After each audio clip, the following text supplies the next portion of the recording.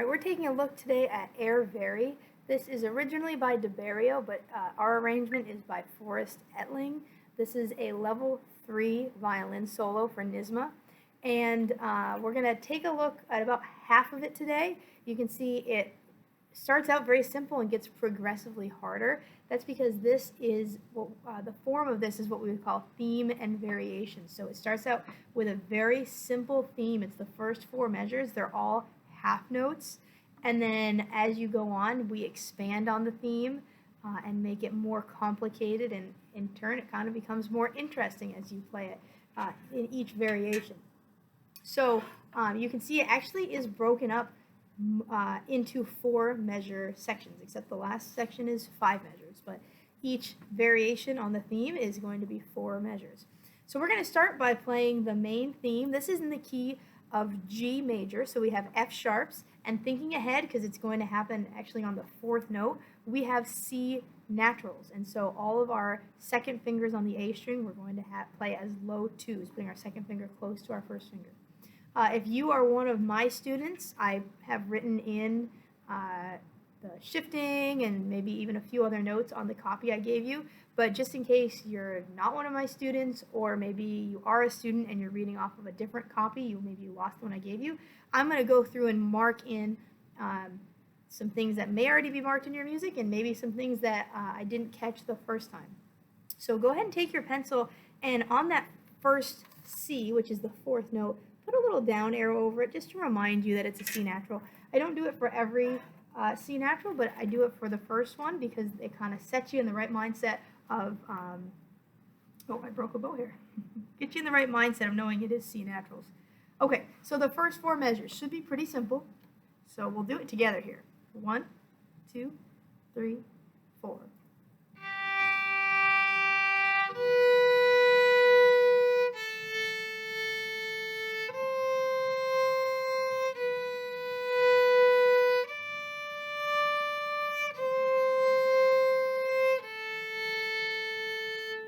Hopefully nothing too crazy there, just some half notes. They are, depending on how fast you can do some of the stuff that comes later, the half notes are going to be pretty slow to start because you don't want to go so fast that when you get to the 16th notes you can't handle the tempo that you're at. So they may even end up going slower than how I just played them.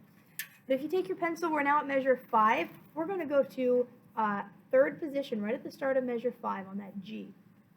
And I'm going to walk you through it now, those next 4 measures, measures 5, 6, 7, and 8. So we're in 3rd position, we play 1 finger, then we are going to play open D. So it's okay to do that if you're in 3rd position. Sometimes it makes sense to do it, sometimes it doesn't, but you're going to play 1 open D and then 3 fingers, still in 3rd position. That next note is an A, that will be 2 fingers, open D, and then the last note of the first line, it says 2 over it, mark that as 1st position. That is a C natural. We're back in 1st position on the A string, but not for long. If you go to measure 7, you play B with 1 finger, and then right up on that 2nd note to 3rd position. 4, 3, 2, 1, 4 over on the D string, 2 for A, and then open D. Now we have done the G major 2 octave scale quite a bit in class and in lessons, and you can think about how when you're on the D and A strings in 3rd position for this key, we talk about having a whole half step pattern where your 3rd and 4th fingers are close. Since that's the key of this piece, when you are on the A string in 3rd position, that is the finger pattern you're going to have. So if you're taking a look at measure 7, when you're up there with 4 fingers, you're going to have 3 right underneath it for an F sharp, close 3rd finger. So I'm going to go from measure 5. You can play with me, or you can listen to it once and then rewind and play it with me after you hear what it sounds like. But I'm going to have 1 finger on the note G in 3rd position on the D string. And we're going to go 1, 2, ready, and here we go. 1, 2, open, 3, 2, open. Now back to 1st. 2 fingers on A. 1, up to 4. 3, 2, 1, 4, 2, open D. Okay, so actually is a little bit of that G major scale going backwards in measures 7 and 8, so that should have felt pretty comfortable because we've done that a lot. And so you're still in third position, and you can see that in the next section, because we are going to move on to measure 9. They've marked that you still are in third. If you feel like you need to mark it again, you can, but your hand should still be up there. You're going to play the first note of measure 9 with your first finger. Then the second note of measure 9, we're back to first position, but again, not for long. Sorry, we don't spend a lot of time in first position in this solo. It'll be 2, open D, and then the very next note is third position again. It's a G with one finger, then 3 and 2. Okay, just, oops, I didn't mean to throw that. Just so you can see, looks like that. Okay, right at measure 9. So you're only in first position for a little bit. Now looking at measure 10, you had played the A, that first note of measure 10, with 2 fingers. That was in third position. Now we're going to go back to first position. So go ahead and mark first position on that open D.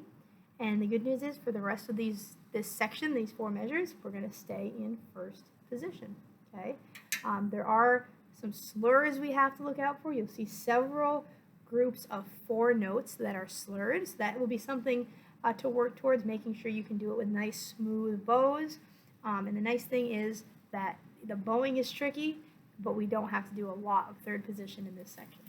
Okay, so starting from measure 9, we're going to have 1 finger for that half note. We're in third position. Then you're going to go to first and do 2, open, 1 in third, 3 in third, and 2. Then back to first.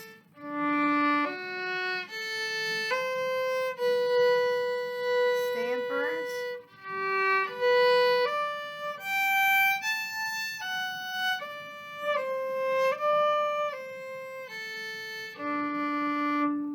Okay.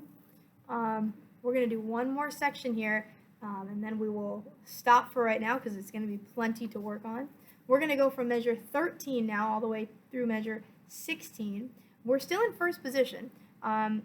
This covers such a big range. It goes from your open G and is eventually going to go to a high D in third position on the E string. Sorry. And so you really need to make sure that you know how to read these notes. So as you're looking through this section, if you see notes that you don't know how to read, let me know. Because I don't want you playing the wrong note, just guessing what it is. Then you'll form a habit and play the wrong note at the wrong time. So I'm actually going to just go ahead and play this because if you take your pencil out, you can see at the end of the line, 4 notes before the end of that line in measure 15, there's a 1 finger over the D. That's third position. And then if you go to measure 16, there's an open E. That's going to be when you shift back to first position. And so most of this is first position. So most of this you should be able to figure out on your own. But I'm going to play it so you can hear what the notes sound like from 13. And then we can catch that shift when we get there in the middle. So it's open G.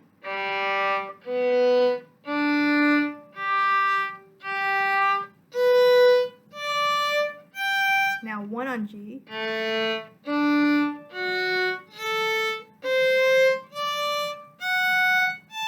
2 on G. Shift up, 1, 4. 2, 4 on E. 3, 1. Back to first.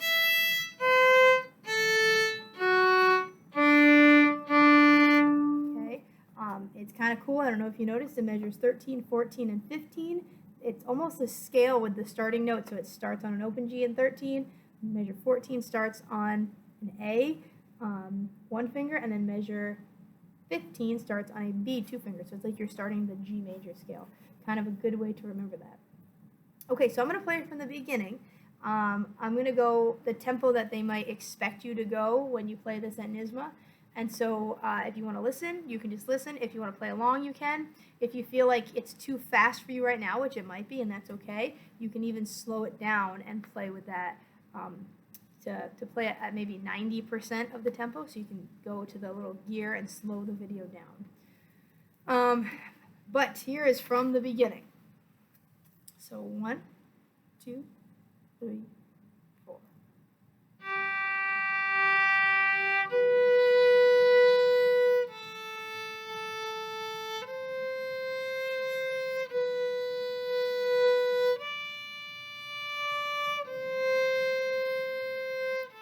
Measure 5, one finger. We're in third. Back to first. Up to third. Stay there.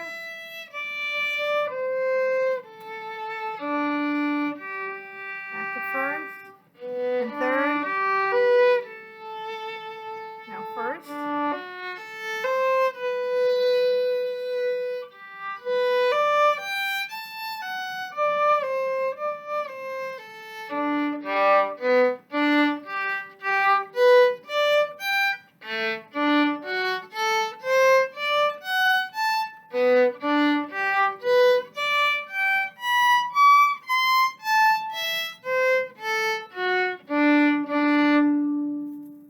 That's the first 16 measures. If there's any extra fingerings or markings that you need to add, feel free to do that. You might need to remind yourself about some of the C naturals.